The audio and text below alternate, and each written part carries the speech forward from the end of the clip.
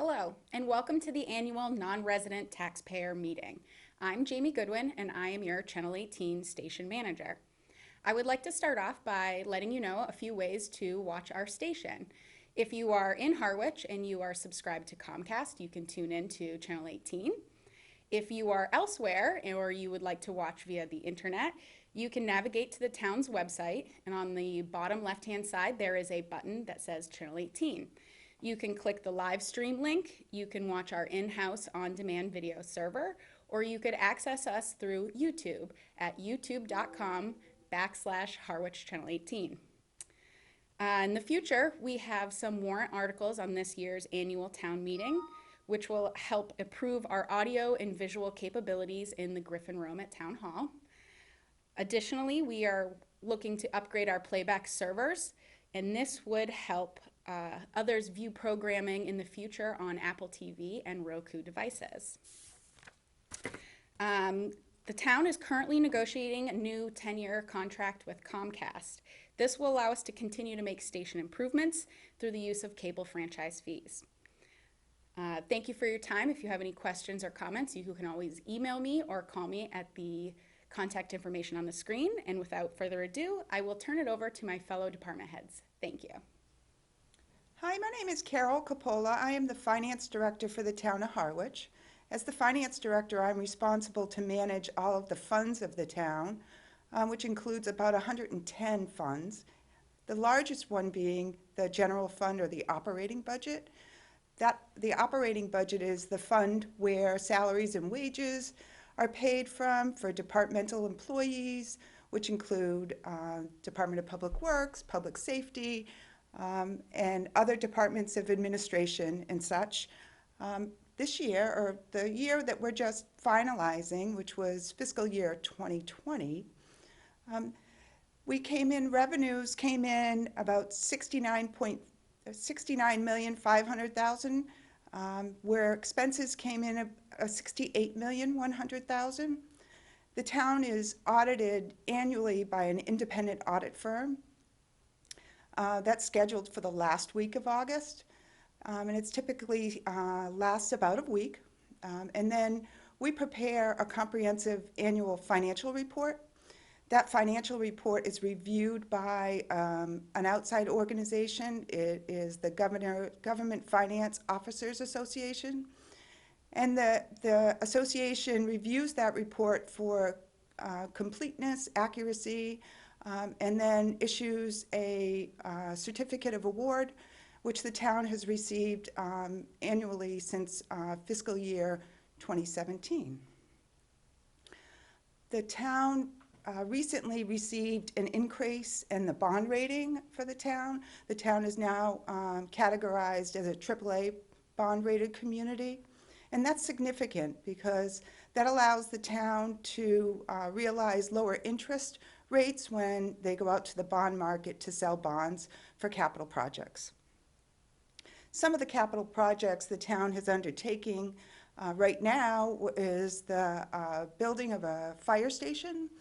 That's Fire Station 2 in East Harwich. In addition to that, there's significant wastewater projects that are occurring through the town right now. In fiscal year 20, the town refunded some bonds for the police station.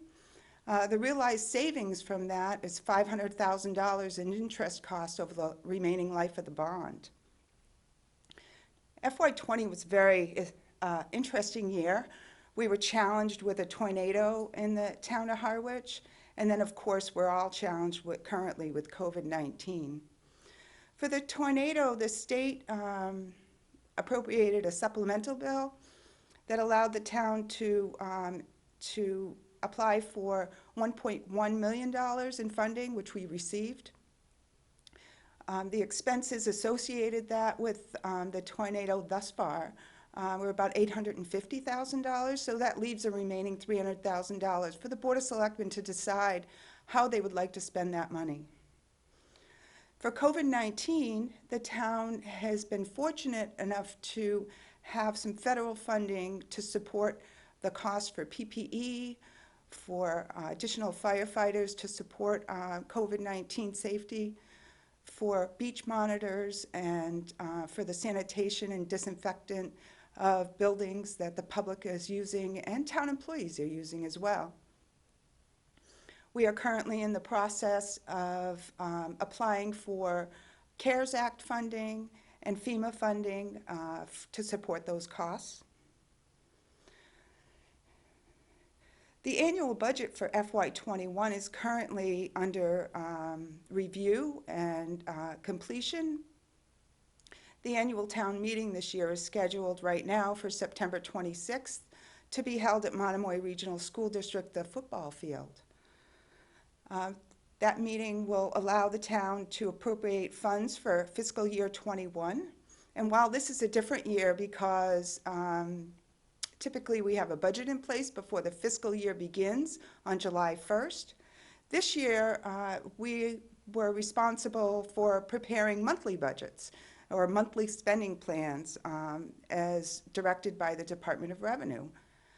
The monthly spending plans for the town of Harwich have been prepared for July through October, and they're submitted and reviewed to the Department of Revenue for their approval.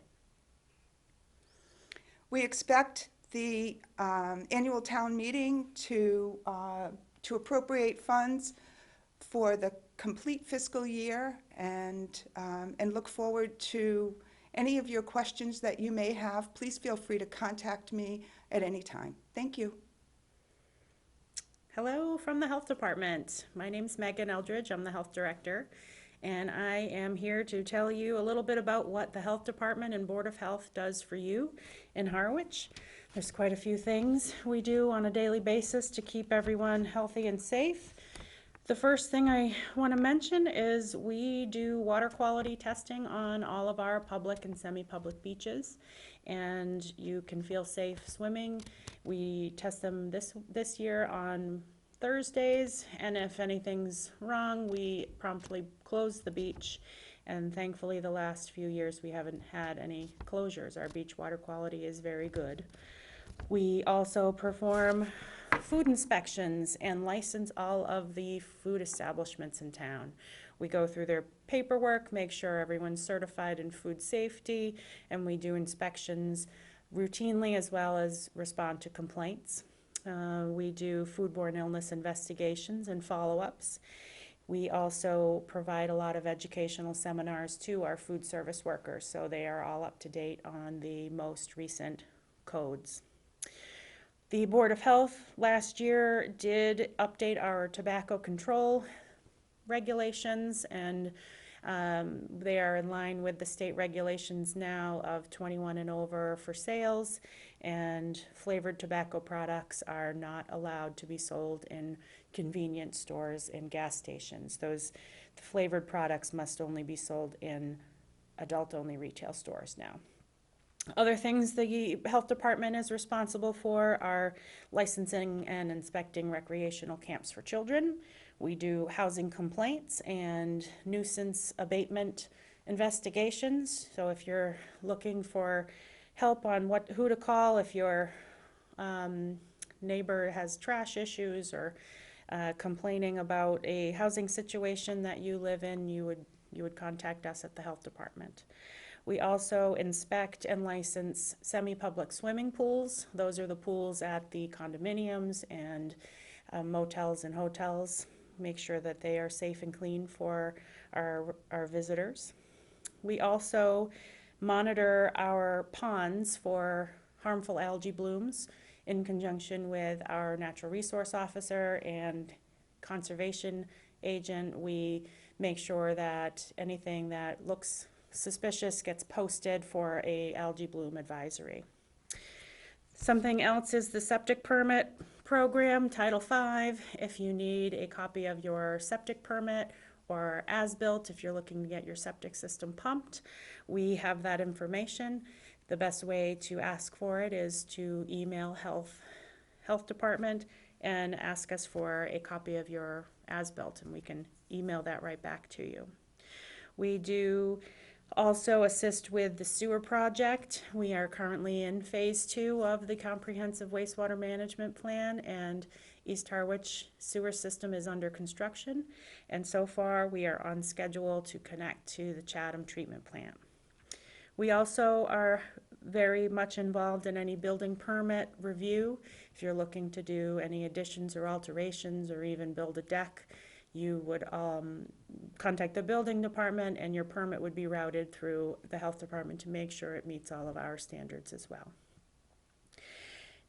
Something that we also do is communicable disease surveillance, and right now, as we're in a global pandemic with the coronavirus, we are in the forefront for emergency management of that situation. The Board of Health recently enacted an emergency order for masks or face coverings to be worn in the area of Route 28 between Bank Street and Lower County Road. And even if you're able to social distance in that area, you are still required to wear your face covering. Face coverings are required in other areas of town. If you are not able to social distance, they're always required inside our stores, grocery stores, pharmacies, and other businesses. We ask that you protect our residents and workers by wearing your face covering. We have also been highly involved in workplace safety standards for not only the town buildings, but also businesses throughout town to make sure they're complying with our state requirements of compliance with hand hygiene, staying home if you're sick, and making sure that their business is safe for visitors. We have extra enforcement on our beaches right now with some extra people there to make sure that people are social distancing and wearing their masks when they need to.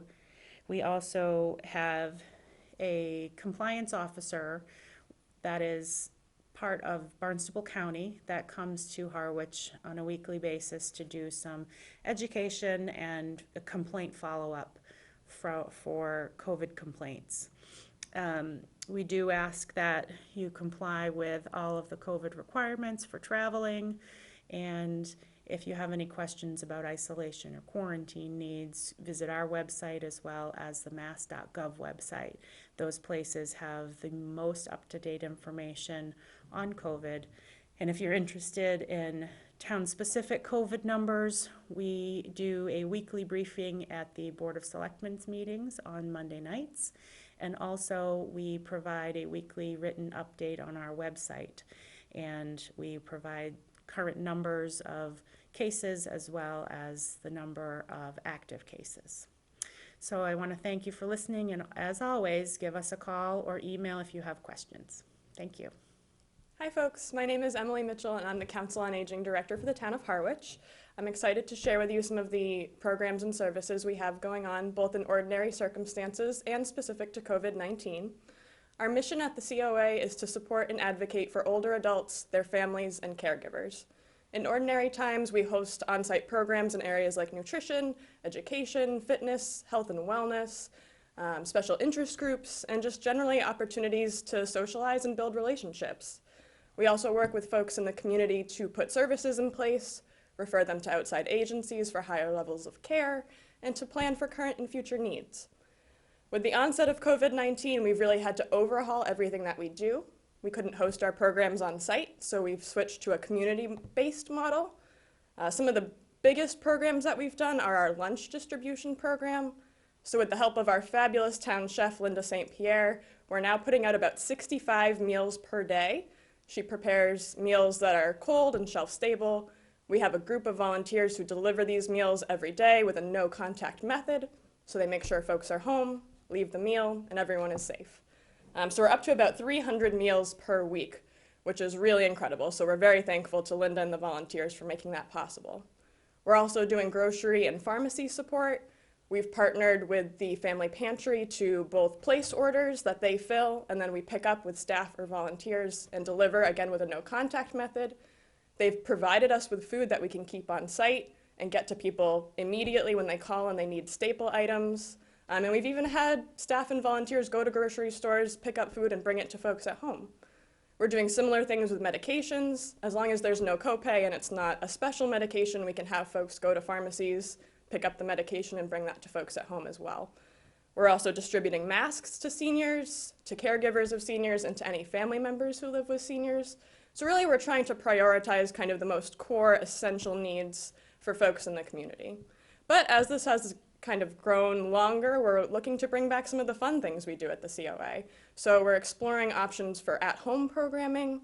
We've done an indoor vegetable gardening kit where we've brought kind of everything you need to do a gardening project right in your home.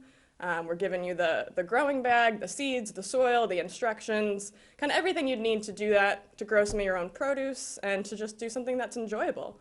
We're bringing people fitness equipment so that they can participate either with remote programming that we're organizing, or if they find a fitness class that they like online. We're putting together activity kits just with things that keep you entertained, occupy the mind a little bit as people go a little stir crazy staying in their home for such an extended period of time. And we're really actively working now towards more remote programming opportunities. We're trying to use Zoom as a platform so that instructors can teach classes and people can participate in real time. We've had great luck working with Channel 18 to put programming on cable access, and we're looking to expand on that. One of our biggest focuses for this program is to build capacity, so make sure people have access to the technology and the knowledge and skills to use it so that they can fully participate, and we're really excited about that. We are currently in a little bit more of an expanded reopening. We are now open to the public by appointment only. We're setting appointments with staff, and we're building one-on-one programs with elder attorneys. We did some tax appointments before the tax deadline. We're hoping to bring back the health insurance counselors and podiatry care in the next couple of weeks. We're also available for durable medical equipment distribution. And we'll be paying attention to health indicators and guidance from the town, state, and federal government and other aging agencies to consider bringing back small groups when it's safe to do so. So really, we just want to let you know that we're still here. I believe my contact information, both email and phone number, is on the screen. If you have any questions, if you know anyone who would benefit from any of the services or programs that I've mentioned, or if you just want to call and say hi and let us know how you're doing, we really, really would love to hear from you. We're here, we're counting down the days until we can see you in person again, and we hope to serve you to the very best of our ability in the interim. So thank you, and call anytime. Good morning. My name is Dave LeBlanc. I'm the fire chief of the town of Harwich. It's my privilege to be here today presenting to you as the new fire chief. On July 17th, 2020, Chief Norman Clark retired after 43 years of service to the town. Chief Clark spent a career building on the work of the chiefs before him to make the fire department what you see today.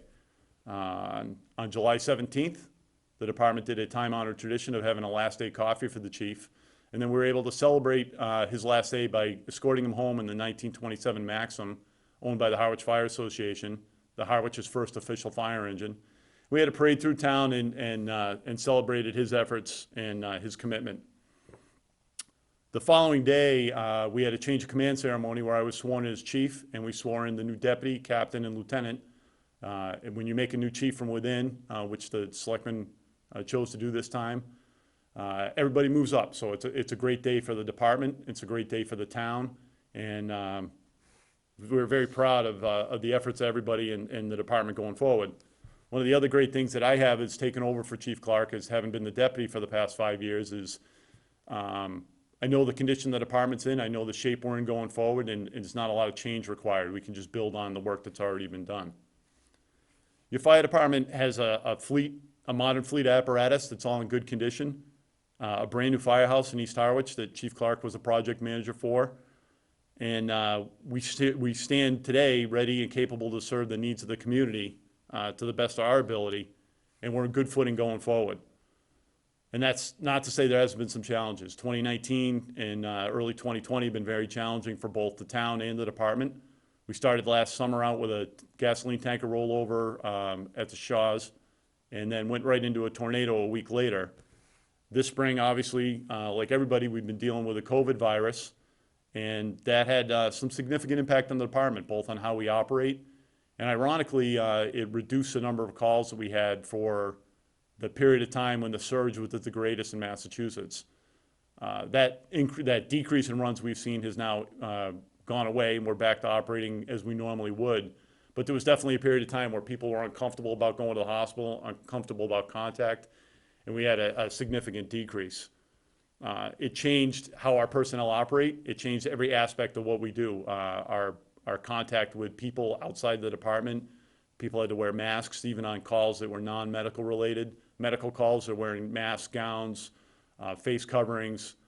So that it was a significant impact to the department, but we worked through it, and we have great men and women working for the Harwich Fire Department, and they were able to adapt to the changes and still are adapting. Travel ban that just came out from the governor, you know, it affects potential travel plans for them in their future. And we're continuing to adapt as those changes come. We finished the 2019 calendar year at 4,863 total incidents. That was a slight decrease from the year before, which represented a significant increase from the prior year. So plus or minus, there's always a change in more runs, less runs, but we usually consistently stay right around the 5,000 mark, or have for the past few years. The majority of those, or 3,500 of those, are EMS related. Because we bill for the ambulance, that generates a significant amount of revenue. And this year we generated about $1.7 million in ambulance receipts. And some of that was from a program the department did for the first time this year called the CPE program through the state. And it allows us to recover expenses that are not covered by Medicare or Medicaid reimbursement. So this year that amount was $123,000, and we expect about $150,000 for FY20, which is, again, just it helps with the budget problems that we're going into. Additional sources, last year we were awarded a federal grant for some automobile extrication equipment. So these are the jaws of life that everybody hears about. Also some extrication struts. A vehicle rolls over, we need to stabilize it. And these struts are critical for making the environment safe so we can get the patient out and also protect the first responders that are working on the scene. That equipment was worth over $60,000 in federal money, and there was also $15,000 in training money that was included in that grant.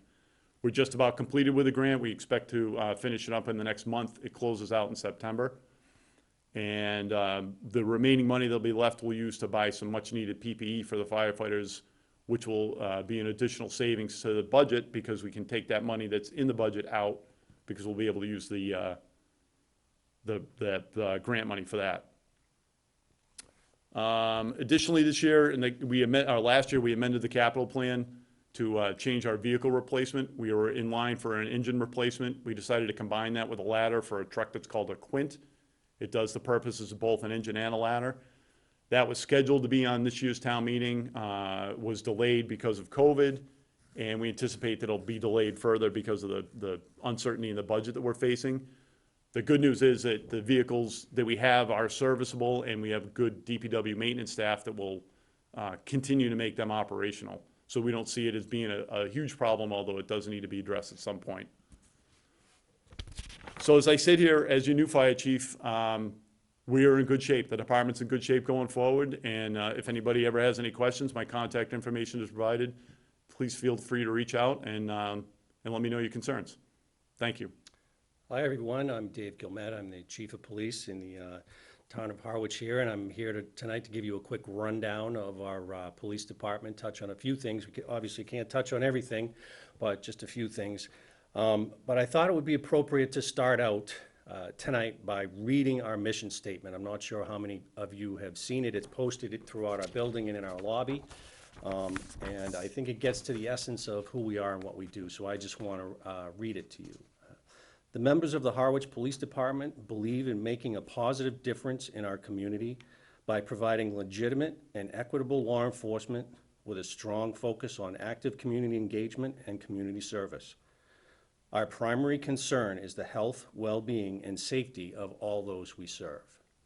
And then we have a little 4 bullets down here that say, in order to honor our core values and preserve public trust, we will always do the right thing, be truthful in all matters, practice empathy with those we encounter, and strive for excellence through knowledge and training.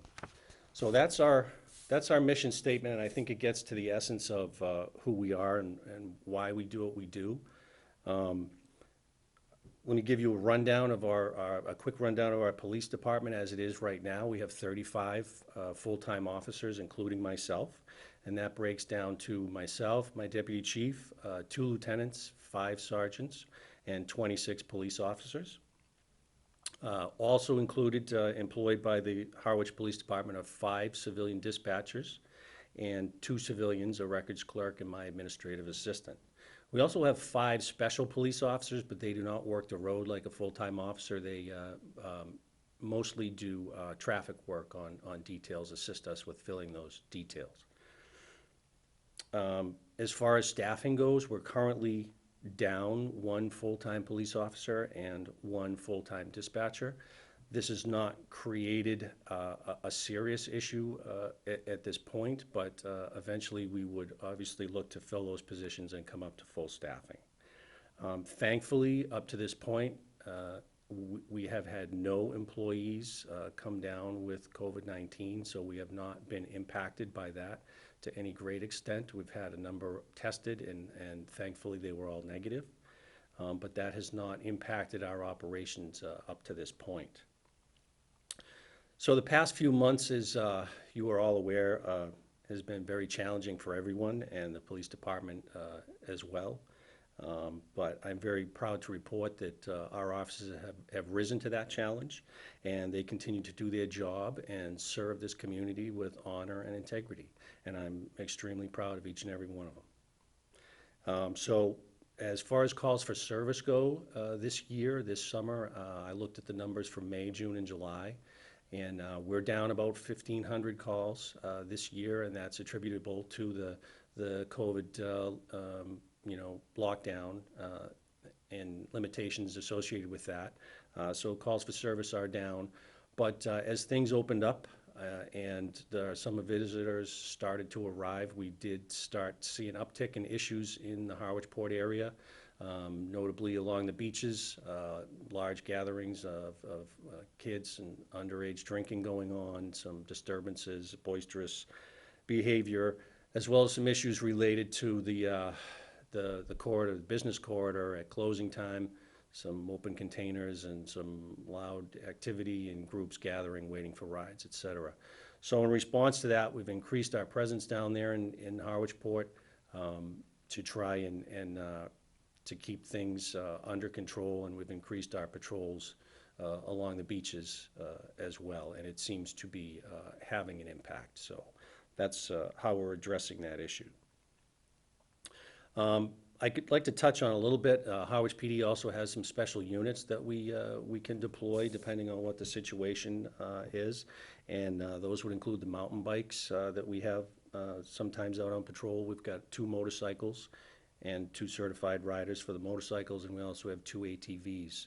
And ATVs can come into play either along the beaches or for a search or something like that. So those are very useful units, and you may see them out and about throughout the year.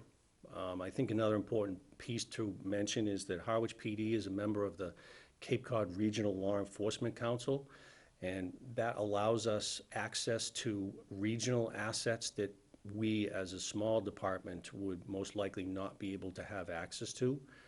Ordinarily, we wouldn't be able to afford to have these units that come in and assist us. And some examples of that are like the crash reconstruction unit. They would reconstruct a serious or fatal motor vehicle crash for us. The motor unit, which consists of several motorcycles from all of the Cape Towns that can come together for traffic issues and whatnot. We also have a newly created search team that will assist any community on the Cape with locating a missing person, for example, that provide a lot of personnel and equipment to bear on that situation, which can be very nerve-wracking. And we also have the Special Weapons and Tactics team. And just to note that Harwich Police has representation on all of these groups, and it's very good situation to be to have access to those assets. So just to wrap it up, I'd just like to thank you for this time, and I wish you all a very happy and healthy and safe summer, and obviously call us if you need us. Thank you. Hi everyone, I'm Carolyn Carey. I'm sure I know a lot of you, but for those of you I don't, I run the community center and am in charge of the cultural center and the Seaside Marketplace.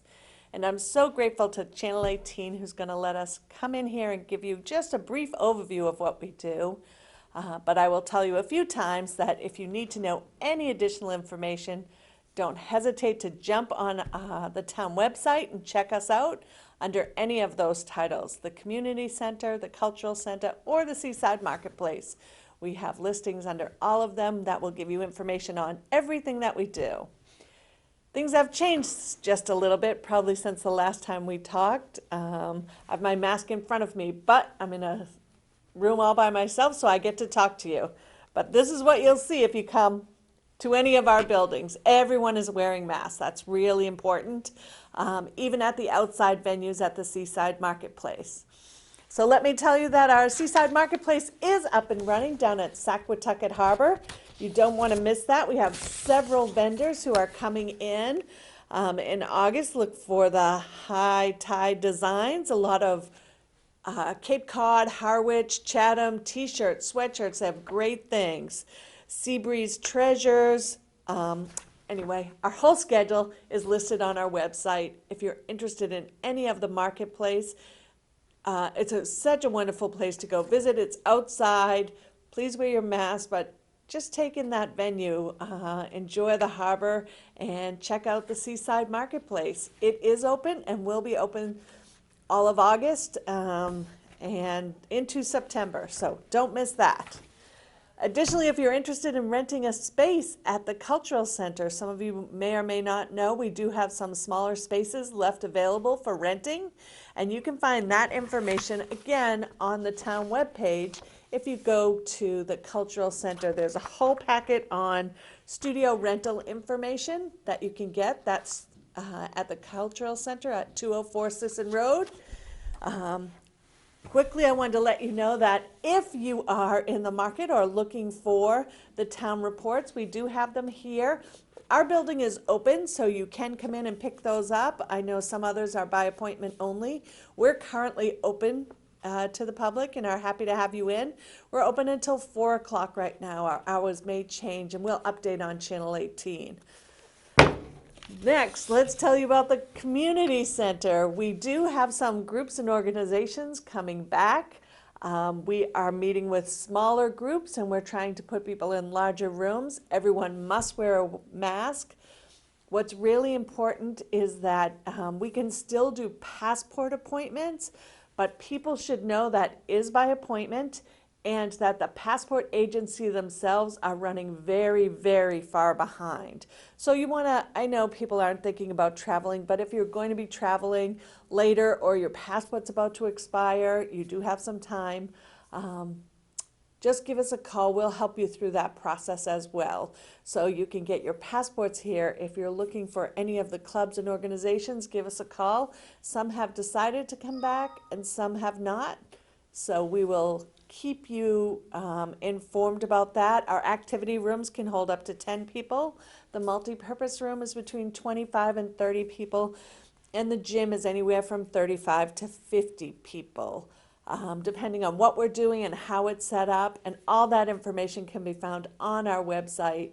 I know I keep saying that. And the most important question that all of you are asking is, when are we going to open the weight room? We are diligently working on it.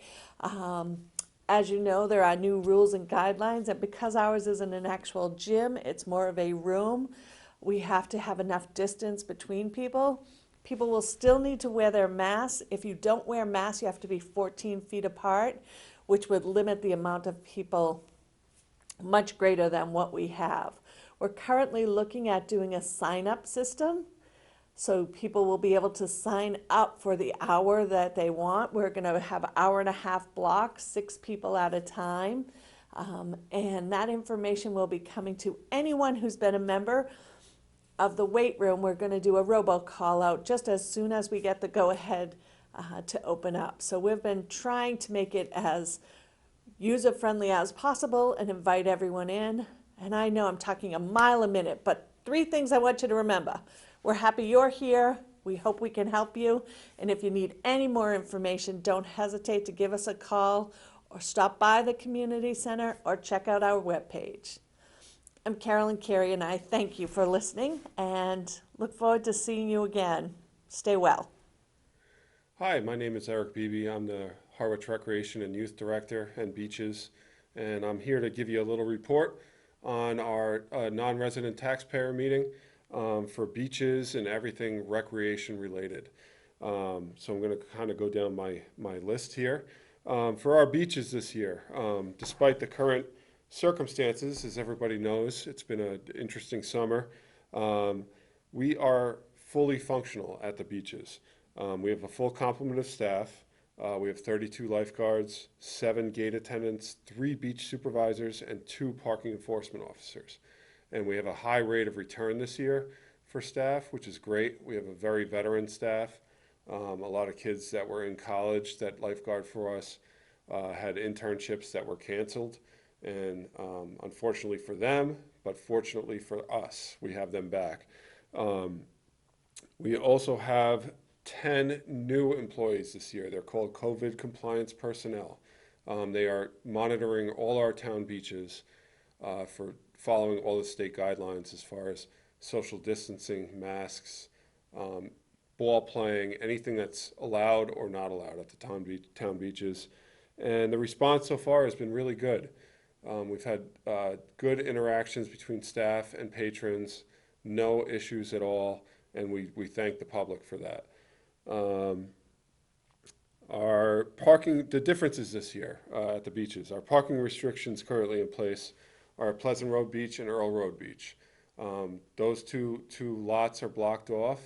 There's limited parking due to the amount of space on the beach and the amount of parking spaces applicable to them. So we're not selling daily passes at those beaches this year. So that's a big difference. The only other parking restriction is Red River Beach this year. We have plovers down there. They've been down there longer than usual. I know there's a lot of questions about that. We've had the east end of the parking lot blocked off for quite a while now, and we're hoping that soon the plovers will hatch and move on, and we'll be able to open that up for more parking. Other changes were for our staff. We did extensive training for our staff, including lifeguards, everybody that's going to be at the beach, social distancing for the staff, sanitizing, gloves. They're sanitizing all equipment before, during, and after shifts. So they're doing a great job with that so far. We're trying to keep everyone healthy on the beaches in this kind of different time that we're in. The beaches have been successful so far. We've seen a couple emergency situations which our staff have responded to very well, especially despite the new guidelines that they have to follow as far as emergency situations. So everything's been going well. Daily pass sales are doing well at the beaches. We're about 25% down due to Pleasant Road and Earl Road being closed to daily pass sales, which was to be expected, but beach sticker sales are solid, which are bringing in good revenue for the town, which is good to hear. We also have our mobile food vendors fully functional at the beaches, and that includes mobile mixers at Red River Beach and Bank Street Beach. They have a full array of lobster rolls and hot dogs and grilled cheese and whatever you want to eat. We also have our ice cream trucks going beach to beach. They're following all guidelines. They've been in contact with the health department, and you can feel safe eating there. As far as summer programming this year, unfortunately, we had to cancel all our summer programming due to the guidelines that were put in place by the state and town officials. And we canceled our summer camp, our tennis lessons, and our swim lessons. We can't wait to get those back again. We were able to reinstate our summer adult programs, including pickleball, with very restricted guidelines, what they can do, how many people can be there at a time. We're also renting out our fields and parks to groups and organizations that want to use them, which is another revenue source for the town, which is good for us. We're hoping to get back to programming as soon as possible. We're already trying to plan for the fall. A lot depends on what the schools do, and we're going to follow that up, and we're going to do everything we possibly can to have the kids in here again. The last things I kind of wanted to hit on were projects that we're doing with the rec department. Recently, and ongoing projects, we're working on our final plans and specifications for the Brooks Park improvement projects, Phase 5, which includes a whole new LED lighting system for Brooks Park. So we should have that beginning work on that in the fall of this year. We also have put together specs for a new precast concrete restroom at Sand Pond Beach, which we're looking forward to, and we hope to have completed in the fall. We actually completed our community center fields fit station project. So we have new fit stations out there. They've been getting a lot of use, which is great because it's open air. People could spread out and kind of get some exercise in. So we encourage you to come down to the community center and get out back, and they're nice pull-ups, sit-ups, very simple, but it's good for people. We're also putting together specifications, and we already have funding for a new scoreboard at White House Field, which we hope to have in before the 2021 season of the Mariners and the Harwich High School, or Monomoy High School baseball team. And we also had funding in place for 11 new lifeguard stands in town. We just had our first one constructed and put in by the Harwich Highway Department at Earl Road Beach. 10 more are coming. Future projects. We're excited. We have 2 projects that were just approved by the Community Preservation Committee, and we're bringing them to the annual town meeting in September. One of them is a whole new lighting system at White House Field, all LED lighting, less ambient light, many savings for the town as far as electric bills. We're also, we requested funding and were approved by CPC for new fencing for Brooks Park baseball field. So we're excited to have that going in as well, but hopefully we get the votes, September town meeting for those 2 projects. And that's what's going on with the rec. It's been an interesting season adjusting to what everybody's going through. We're trying to do our best to provide all the resources we can for the public to get to the beaches and have some recreational time and relax and have fun. And hopefully we'll be back to normal in the fall. And if not, we'll do our best to adapt and do what we can going forward. And thank you very much. Hi, I'm Charleen Greenhalgh, and I am your town planner. We've been asked to do a little briefing for you in exchange for meeting in person due to COVID. So a couple things that we've been working on in the planning department and also with the planning board. We recently finished a municipal preparedness plan, an MVP. We received a grant from the state to complete a vulnerability assessment and develop action-oriented resiliency plans. We held a workshop which was wonderful back in January with a number of different stakeholders who from different town agencies, but also a number of different businesses in town. Due to COVID, however, we were unable to do a public listening session, which was one of the requirements. But instead, the Cape Cod Commission, who we contracted with, prepared a really excellent video, which is available on the TEM website if you do wish to take a look at it. It's only about 15 minutes long, and it really has a lot of valuable and really creative information. The plan was approved by the state, and now the town is eligible for funding to assist with the implementation. We've also been working on the West Harwich District of Critical Planning Concern. This was a nomination that was approved by the county commissioners back in December of 19. Again, due to COVID, things have been a little slower than we had hoped, but we are moving along. We have been working with Cape Cod Commission staff to draft the required implementation regulations. We have had a couple iterations go before the planning board for discussion to get some input. We do hope to have this on the September town meeting warrant. We actually do next week, although this will be airing after that, doing a public session on Channel 18 and through Go to My Meeting which will also be rebroadcasted, so you'll be able to see it either on YouTube or check out the Channel 18 station, and you can take a look at it. We also have a really great Planning Department webpage where there are a number of different links to a number of different documents related to the West Harwich District of Critical Planning Concern. Another document that we have been working on is a revision to the multifamily dwelling bylaws. Right now, the existing bylaw is really quite onerous and overly restrictive. We are hoping to make it, it would still be a special permit process, but we're trying to cull it down and make it easier to follow within the zoning bylaw. Right now, it's kind of scattered all over the place. We have had several drafts which have been reviewed by the planning board, and at last night's meeting, which was July 28th, the planning board did vote to refer the proposed zoning articles to the Board of Selectmen for their referral back to the planning board so the public hearing process can start. And hopefully that also will be on the September town meeting.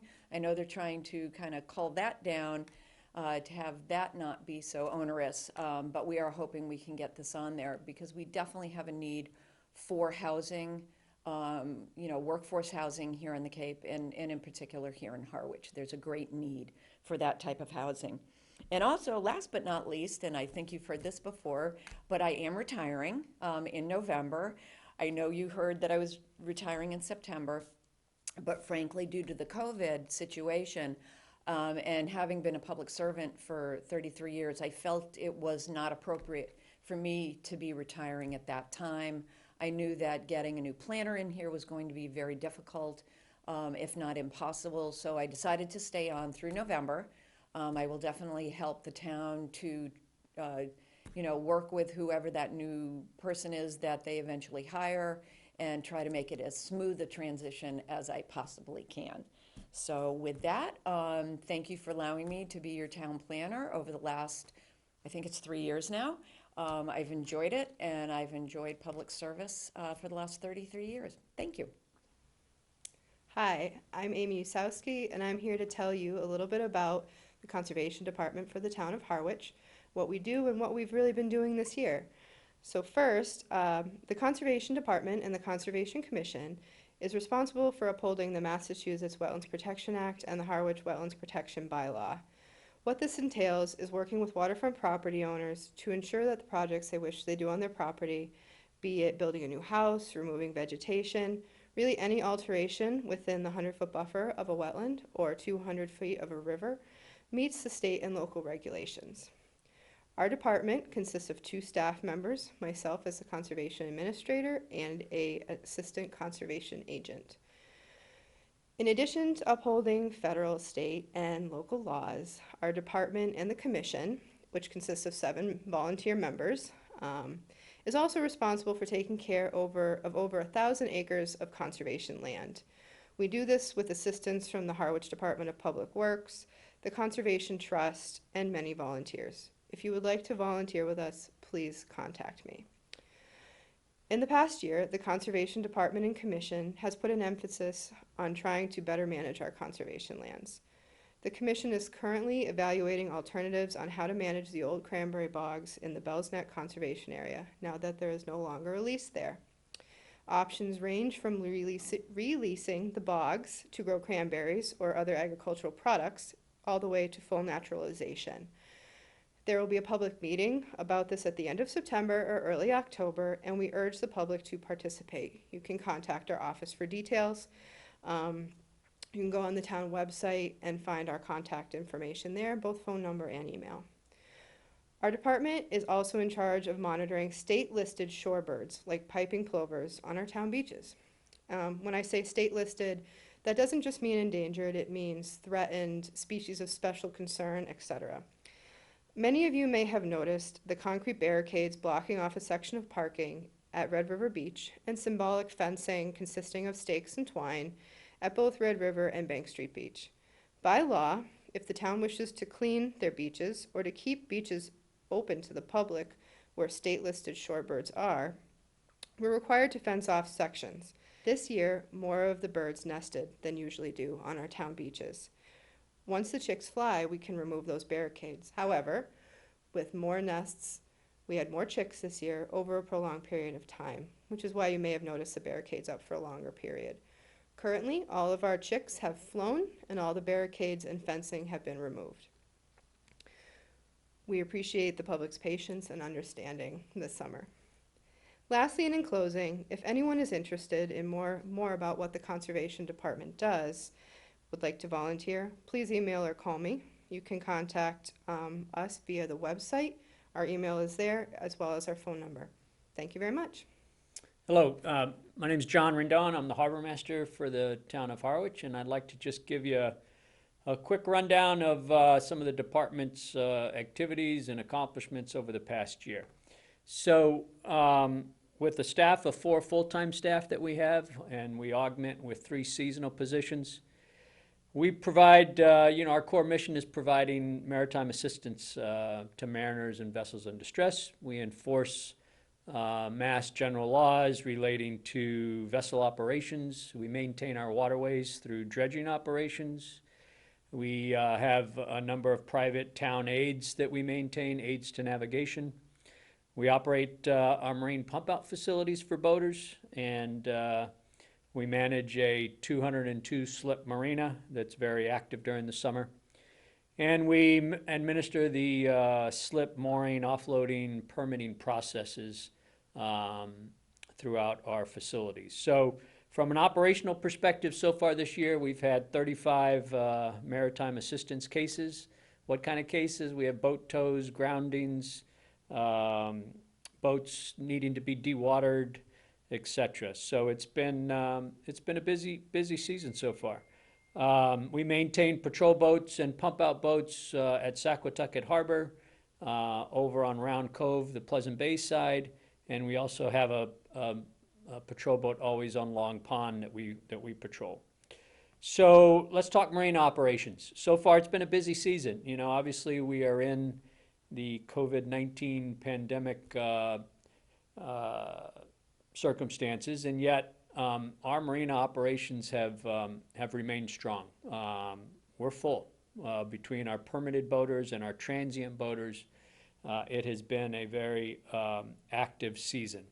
How has it impacted us? Well, our harbor master office is open to the public, but with restrictions. We only allow 1 person in at a time. And of course, anybody who comes in has to have a face covering, as does our staff. From a boating perspective, we're currently operating under phase 3 of the state's COVID restrictions relating to boating operations. So what does that mean in general? All of our public boat ramps are open to the public for use as long as there is parking available. No loitering at our ramps or landings and parking areas are supposed to be happening. Social distancing is required anywhere at the marina, anywhere at the public boat ramps. And if you can't social distance, then you have to have face coverings. Commercial fishing has continued throughout. It is a essential service, so that continues. 6-pack operations, charter boat operations, just allowed as part of phase 3, so they are operating. And they have some added requirements relating to cleanliness and hygiene protocols that I've outlined, as has passenger boats. So our passenger boats, which are Coast Guard inspected vessels, are larger boats that take typically a large number of people. They are allowed at a 50% capacity to operate. And again, they have added hygiene and cleaning protocols. At the marina, the snack shack that is leased from the town, last year was their first season. They had a real good first year, exceeded revenue targets, and therefore the town realized some additional lease revenue from that. But this year, just like all restaurants, they've been impacted. They're open, they're operating, and we'll see how the year shakes out. The artisan sheds that, again, were a new addition to our marina last year, a real good first season, but they have definitely been impacted. And so we've had a couple open and remain open, but nothing like we had last year. Our harbor revenues for end of fiscal year, which just just ended end of June are strong. They remain strong. The department ended the fiscal year with approximately $1,361,000 in revenue generated from our harbors.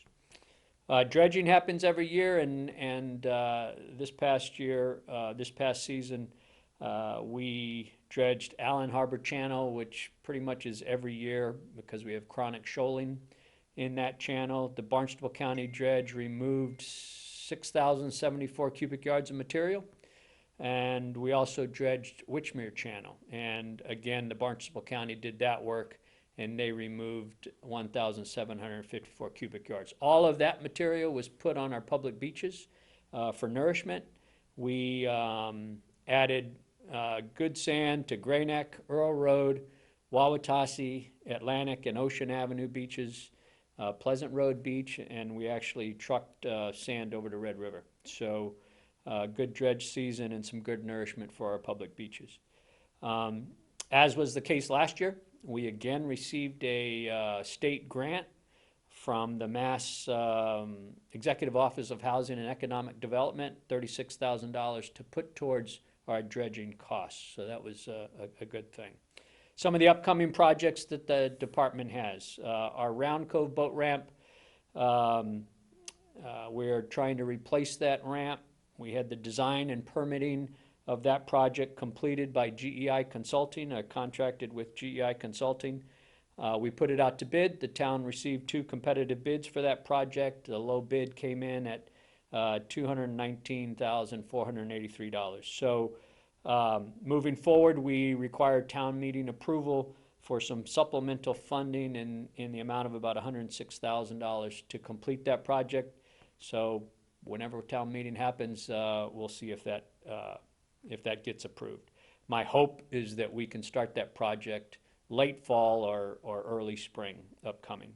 And then the other project that we have ongoing, Allen Harbor Jetty rehabilitation study, is being done. Allen Harbor Jetty, the West Jetty, is porous. It's in poor shape, and one of the reasons we have to dredge Allen Harbor Channel every year. So we're trying to look at that and see what can be done to improve that situation. So again, we've contracted with GEI Consulting, and they're going to do a site investigation, prepare preliminary concept design to be briefed up the chain, and prepare regulatory submittals, and then hopefully come up with a final design that we can take and look to improve that jetty. So all in all, been a good season so far. Very active, very busy waterways. I think people are anxious to get out on the water. So all is good, and if you have any other questions, you can contact me. Thank you. Hi, I'm Dan Pelletier, the Water Superintendent for the Harwich Water Department. I'm here to talk today about a few things that our non-resident taxpayers may find interesting.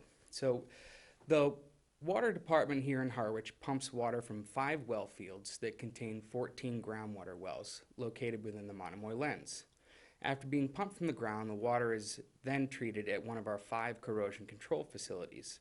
The treatment techniques we use here in Harwich are disinfection to protect against waterborne pathogens, pH adjustment to neutralize the natural corrosivity of the groundwater, and filtration. So we filter because some of the groundwater wells we have in town have elevated levels of iron and manganese that get removed through our 2 green sand filter plants.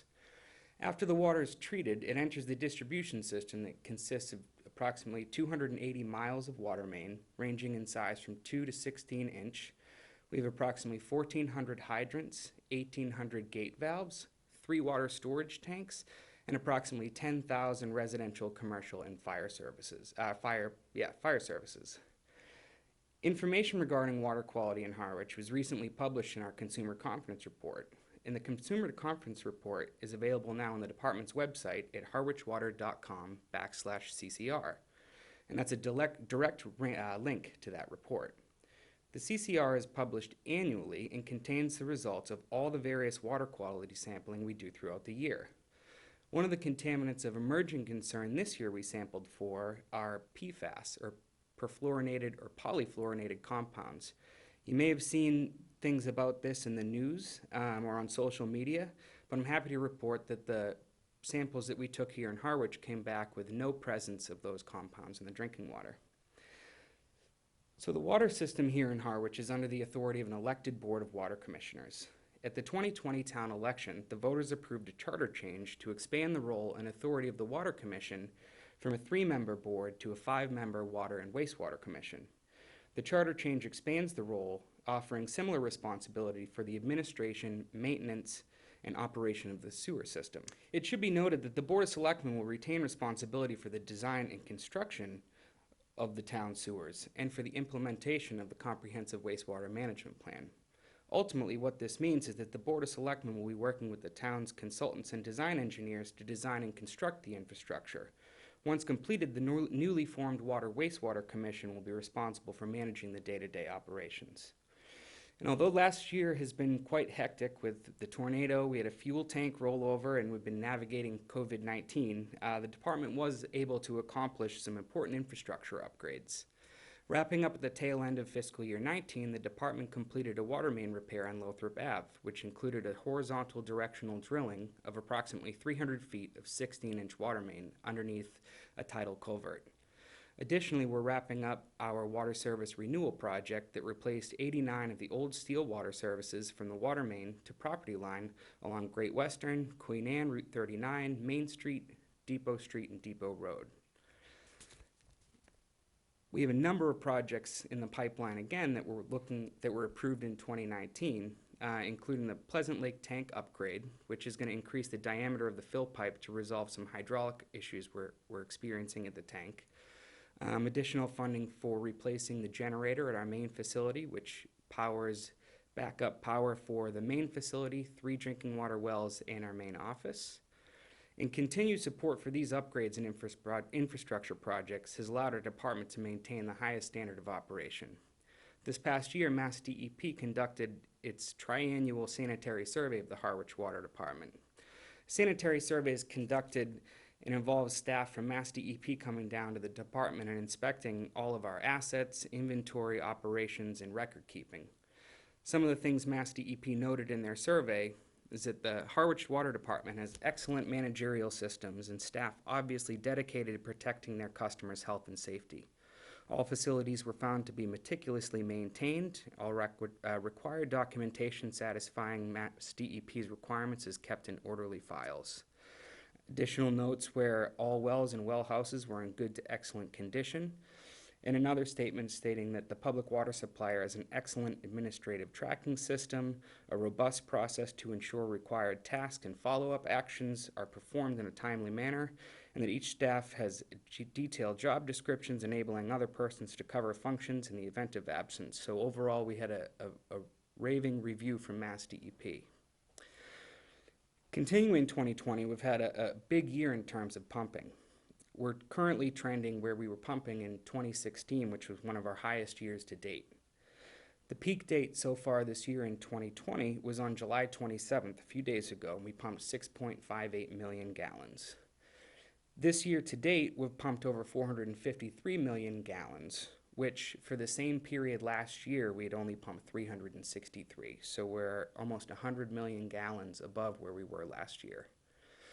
And lastly, I'd like to touch upon a couple services the department offers that are catered towards our seasonal residents. We offer a seasonal turn-on and turn-off request that is offered to ensure that the water meter and service don't freeze in the cold winter months.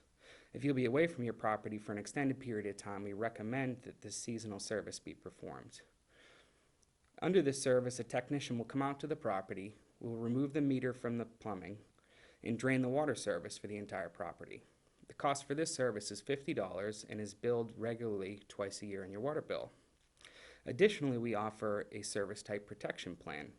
The plan is essentially an insurance plan for your water service. If you didn't know, the property owner actually owns the water service to the home. So if a water service breaks, you could be faced with a bill in excess of a couple $1,000s to repair that service.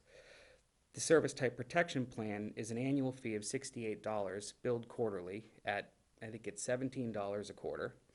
And what the plan covers is any and all repair to the water service from the main to the house in the event that it should break. So this is another great service for people who are looking to avoid those sudden high unexpected bills. There's more details on both of these services: water quality reports, water restrictions, department news, conservation, leak detection, and other things available on our website. Again, that's harwichwater.com. Thank you. Hi, I'm Griffin Ryder, town engineer for the town of Harwich. And I'm Dan Pelletier, the water wastewater superintendent for the town of Harwich. We're here to provide you with an update on the current status of the town's wastewater implementation. The town is currently in phase 2 of our 8-phase comprehensive wastewater management plan. Under phase 1, we had a number of items completed, including the Muddy Creek Bridge, which was designed to increase flushing and restore ecological habitat in Muddy Creek. We've completed a study of Cold Brook's natural nitrogen attenuation, and we've successfully treated the Hinckley's Pond with alum to remediate the algae bloom. Additionally, a big item this year was a recent charter change, as I elaborated in the Water Department's presentation, to expand the role of the Water Commission to a 5-member Water Wastewater Commission. Now I'm going to turn it over to Griffin to go into the details of where we're at in phase 2. As I'm sure you've seen, there's been ongoing construction starting as of the end of last summer for phase 2 of the comprehensive wastewater master plan. Phase 2 will sewer approximately 600 homes in East Harwich. These homes are tributary to the Pleasant Bay watershed, and the intent is to sewer these homes to remove nitrogen that would have been getting into the ground via septic systems. And by sewering, we will capture that nitrogen and basically take that sewering effluent and discharge that to the town of Chatham. And with that, the town of Chatham will treat this water with their collection system and their sewer treatment plant. So that's basically how the system will set up and how it will get treated as it routes to Chatham, as the town of Harwich does not have a wastewater treatment facility. So due to the cost of phase 2 and the sewering of the 600 homes, the project or the phase has been broken down into 3 contracts. 2 contracts are underway. That's contract 1 and 2, and those are anticipated to be completed within the next year. By the end of next summer, those will be completed. Robert Auer is the contractor for contract 1. They have been doing the work primarily on Route 137 and Route 39, and they will be working on pump stations on Route 137 and Route 39 in the near future. Contract 2, the construction company that's doing that work is RJV Construction Corporation. And their work, contract 2, is mainly in Church Street area and then up and down Bay Road as well. And obviously some of the side streets through each one of those contracts is included in those contracts as well. Both contracts are moving ahead according to schedule. There was throughout the winter and coming into the summer, there was some fairly significant disruption to some of the main roads.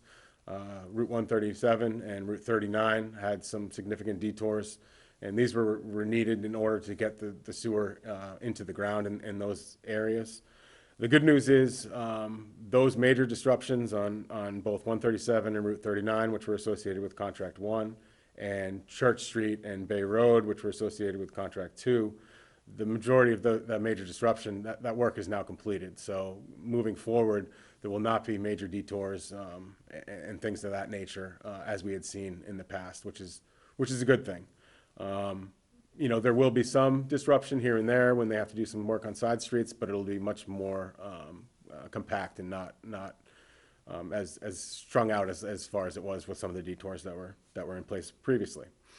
Over the next year, the focus of the construction for both contracts will be on side roads, connecting sewer services to property lines at the edge of the right-of-way, and then also finalizing the pump stations. There's 2 pump stations in Contract 1, as I mentioned, on Route 137 and 39, and then there are also 2 pump stations that will be constructed on Contract 2 along Church Street.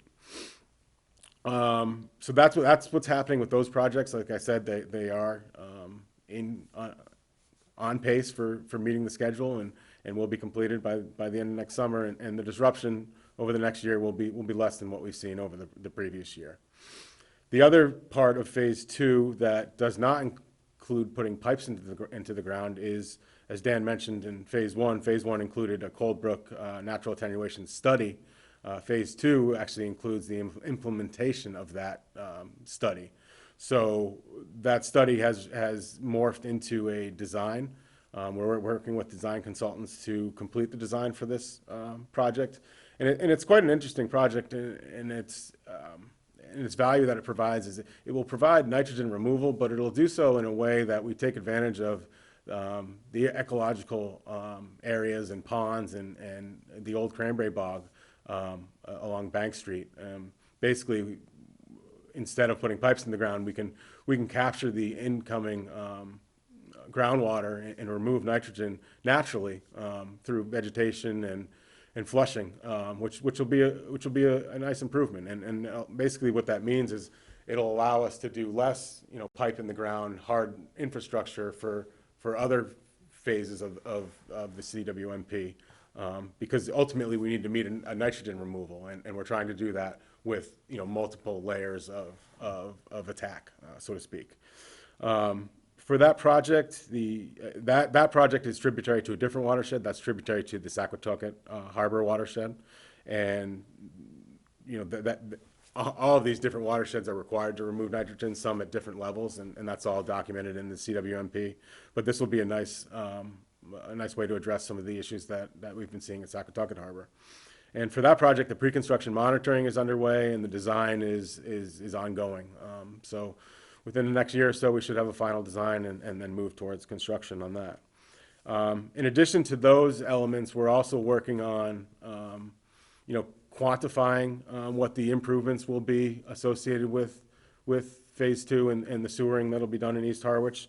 We're working with the Pleasant Bay Watershed Alliance Group to quantify the impacts of phase two and really kind of see, kind of look into the future as to what phase two is doing for us now, and then what we might be able to do for future phases, or potentially even reduce future phases in that area if the removal is better than what was previously anticipated.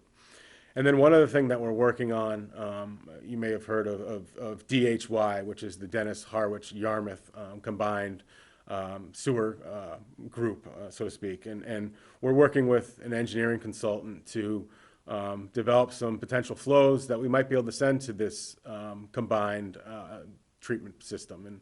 And the beauty of this treatment system or approach is that, instead of, this might allow the town of Harwich to not build a wastewater treatment facility and really utilize the wastewater treatment facility in Chatham that I previously mentioned, but then a future facility in Dennis. So basically we'd be looking at regional treatment facilities, and which would save the town a fair amount of money over the long haul. So that's really the update as to where we're at with sewer. I think my contact information is shown on the screen, and if you have any other questions, please feel free to reach out to me or Dan, and we'd be happy to address them. Thank you for your time. Thank you. Hi, I'm Lynn Cooper, Town of Harwich DPW Director. I'm here to give a briefing for the non-resident taxpayer meeting that's held virtually this year, and I would like to talk about items that the non-resident taxpayer may find interesting, or hopefully, or have questions about. These items include beach cleaning, the trash pickup, restroom and comfort station cleaning, disposal area, and some road work. I'd like to begin today by reading the statement. Through teamwork and interdepartmental cooperation, the Department of Public Works strives to provide the highest quality of public service to its residents, businesses, and visitors of Harwich in the most cost-effective manner possible. These services include snow and ice removal, stormwater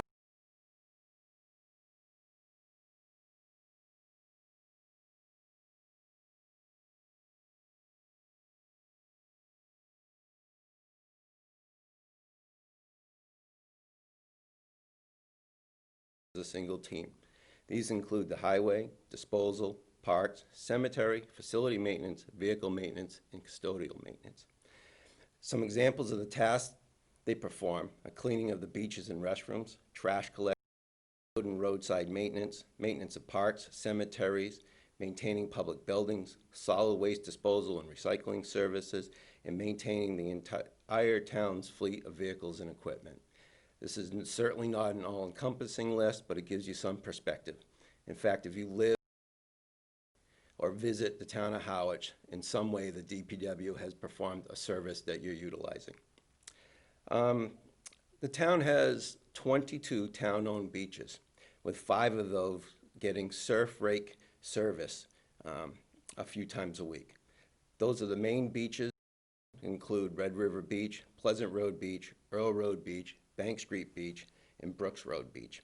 The surf rake is a tow-behind unit towed by a tractor, and it does a pristine job at cleaning and manicuring the beaches. It picks up cigarette butts and small debris, and it really makes it look very, very, very clean and pristine when it's done.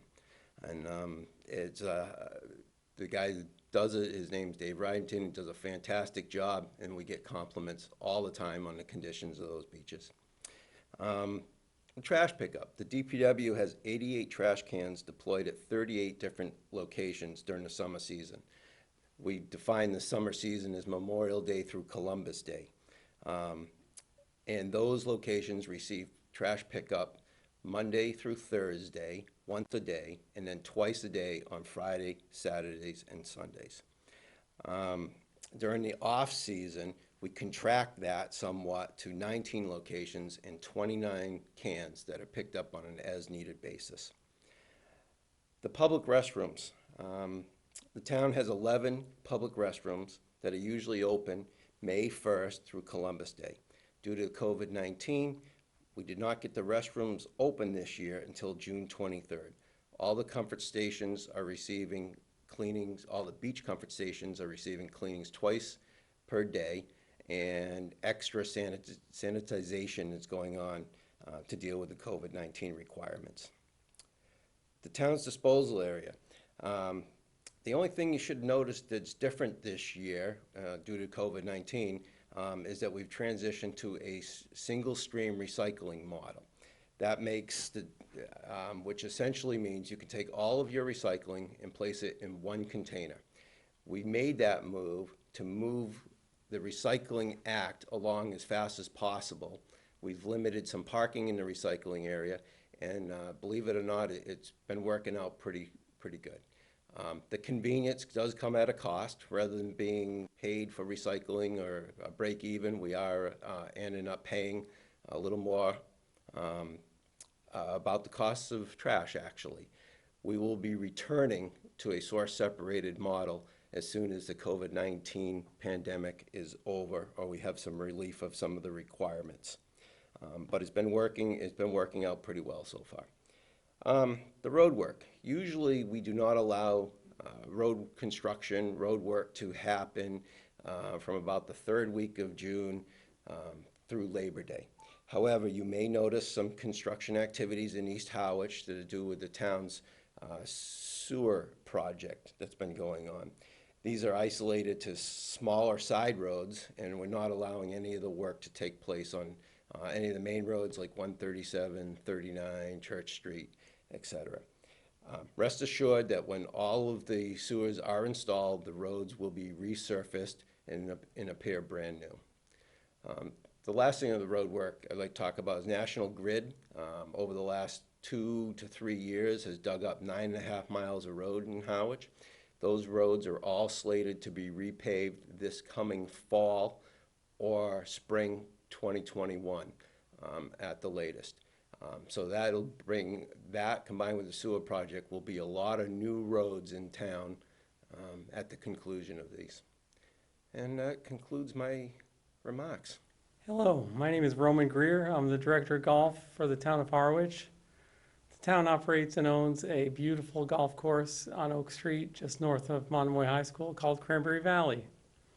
Cranberry Valley was founded in 1974 and has been one of the most popular golf courses on the Cape since its inception.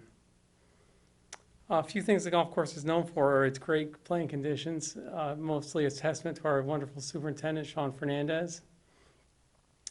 It's also a nice natural Cape Cod landscape. As you can see in the photo, the fairways are tree lined and there's very few houses along the golf course. You get a true natural Cape Cod landscape experience. There's also a great practice facility at the golf course with complete with a large grass tee, a teaching area, and short game areas. We have the best leagues on the Cape as well, where every Wednesday, 120 of our members compete in league play for men, and on Wednesday, 95 for ladies on Tuesday. So we have very active leagues. You'll see our member distribution. Our membership comes from both Harwich, or mostly from Harwich, with 706 Harwich adult memberships. Chatham represents another large chunk of our membership, and then the other categories are different categories of junior, young adult, and collegiate age folks. So mostly a Harwich and Chatham membership. The rates at Cranberry Valley are designed to be very affordable for our local residents, with Harwich residents getting an $810 annual pass, and Chatham residents getting an $835 pass. So we design our rate and fee structure to be very affordable for all of our residents. Most of the non-resident greens fee money makes up the other part of our required budget. We do a lot of junior activities at the golf course to try to promote the game to the next generation, and are very excited about our First Tee program, which opened last fall. It opened with just the Monomoy Middle School and High School being represented, but next year it's going to open up to the general public as well. This program is wonderful. It's an educational program that uses golf to teach the 9 core values that are good for all of our lives, including honesty, integrity, sportsmanship, respect, confidence, responsibility, perseverance, courtesy, and judgment, things that we can all use. We also use golf course funds that are collected in as part of our membership fee to do capital projects. Recently, we built a new carp barn, and in the future, we have landscape projects that are going on in front of the clubhouse, a solar field that'll very shortly electrify an electric golf cart fleet. And currently, we have state championships going on at the golf course. Today's is the state junior championship.